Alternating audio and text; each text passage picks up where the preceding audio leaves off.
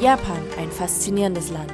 Ob für Anime-Fans, Naturliebhaber oder Kulturfreunde, für Gourmets oder Badeurlauber. Japan hat für jeden was zu bieten. Ich nehme euch mit durch Tokio, die Region Nara, Kyoto, Osaka bis runter nach Okinawa. Los geht's auf eine aufregende Reise ins Land der aufgehenden Sonne.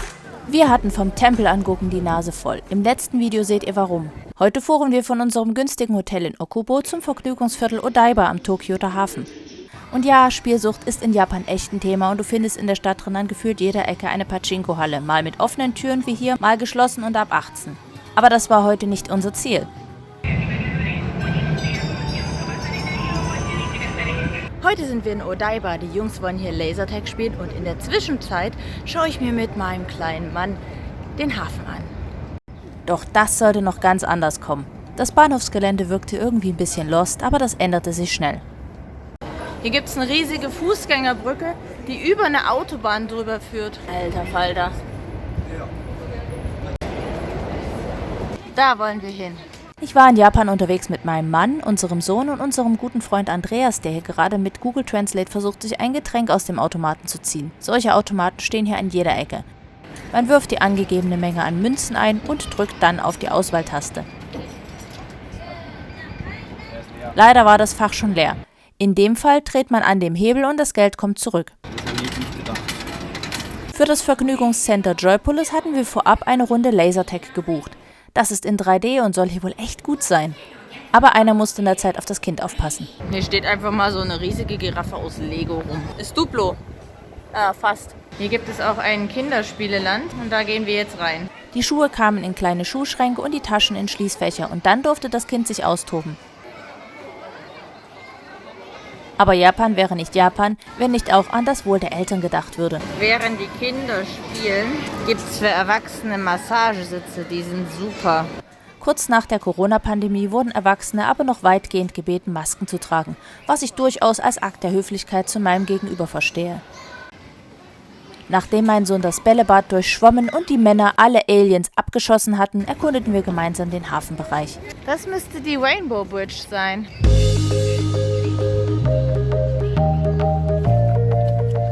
Sieht schon cool aus. Die 1993 gebaute Hängebrücke ist insgesamt 798 Meter lang. Den Namen hat sie von ihrer imposanten Beleuchtung, die über Solarstrom betrieben wird. Die Stahlkabel, die von oben nach unten gehen, sind halt beleuchtet. Auf ihren 2 Etagen führt eine Schnellstraße mit Fußgängerbereich und eine Eisenbahnlinie entlang. Wir hatten aber nicht vor, mit der U-Linie über die Brücke zu fahren. Stattdessen sind wir zum Odaiba Beach runter. Hier ist so eine Art Strandpromenade. Das kleine Kind und das Meer.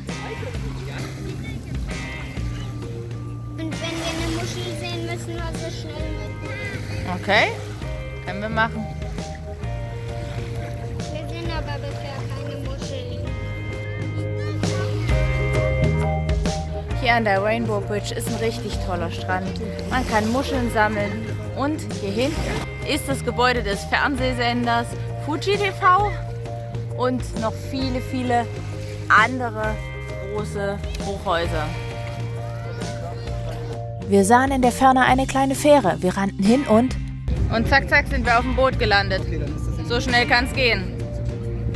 Bester Ausblick auf die Brücke auch.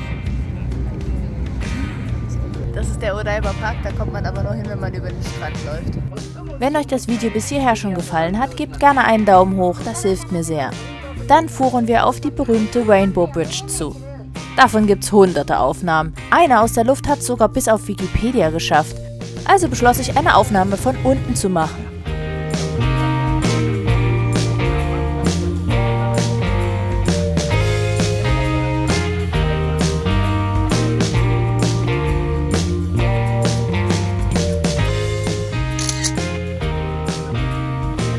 Wer hat schon ein Foto von unten von der Brücke?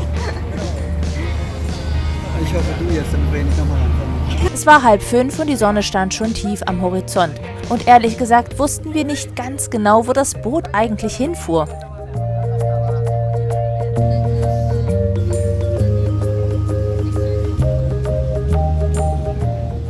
Wir kamen schließlich am Hinode Pier an.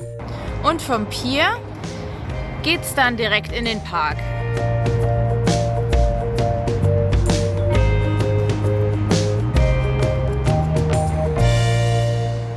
Das massive Autobahndreieck, unter dem wir durch mussten, ist nur bedingt für Urlaubsvideos geeignet. Wir versuchten das Beste draus zu machen. Und hier ist sogar noch mal Wasser.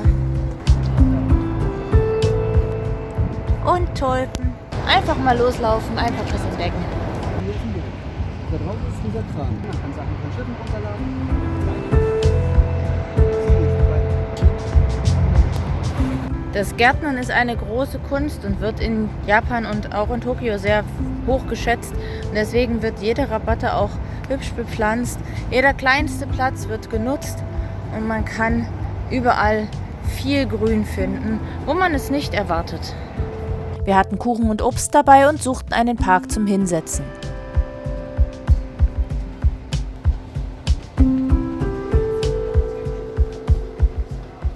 Einfach die Autobahn direkt über den Fluss gebaut, das spart Platz. Und hier ist ein kleiner Park mit den letzten Kirschblütenbäumen.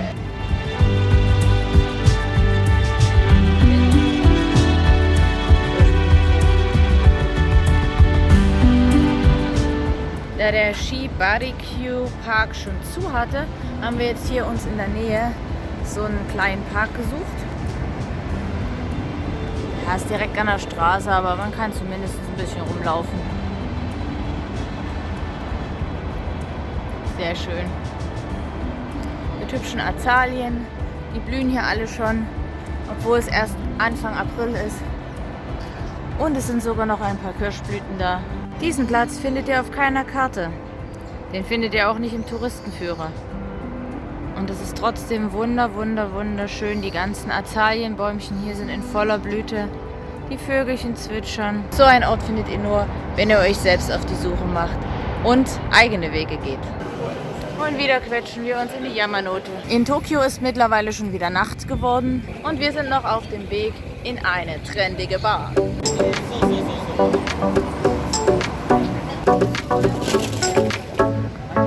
Hier kannst du Karaoke singen gehen.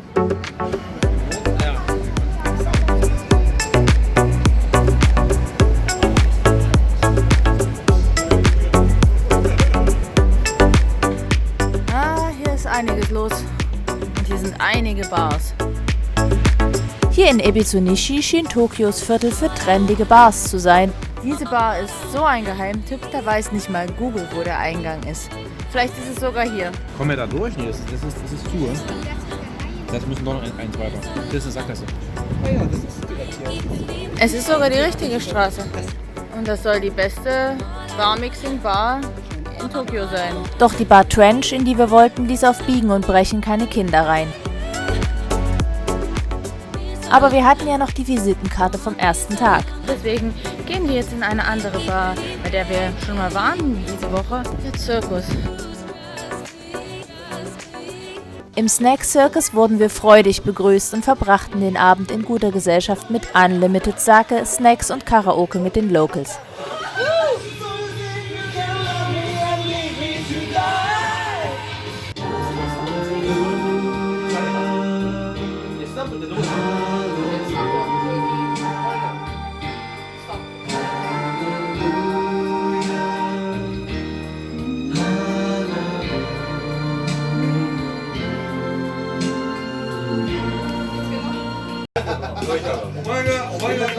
Einige Stunden später, ein paar Sake mehr.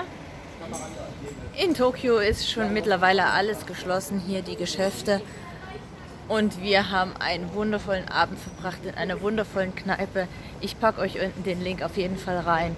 Das war super. Und wie schon vor 15 Jahren fährt ab 23 Uhr hier kein einziger Zug mehr, keine Bahn, gar nichts. Das heißt, wir laufen. Es waren zum Glück nur 1,3 Kilometer. Falls ihr einmal in Tokio seid und euer Hotel nicht in Laufweite liegt, solltet ihr hiermit gewarnt sein, rechtzeitig den Absprung zu schaffen. Es ist übrigens super leise hier nachts mitten in Tokio. Man hört sogar die Schritte des Kindes. Ich freue mich jetzt über eure Kommentare und den Daumen hoch. Danke euch fürs Zusehen, lasst ein Abo da, um nichts zu verpassen und ciao bis zum nächsten Video.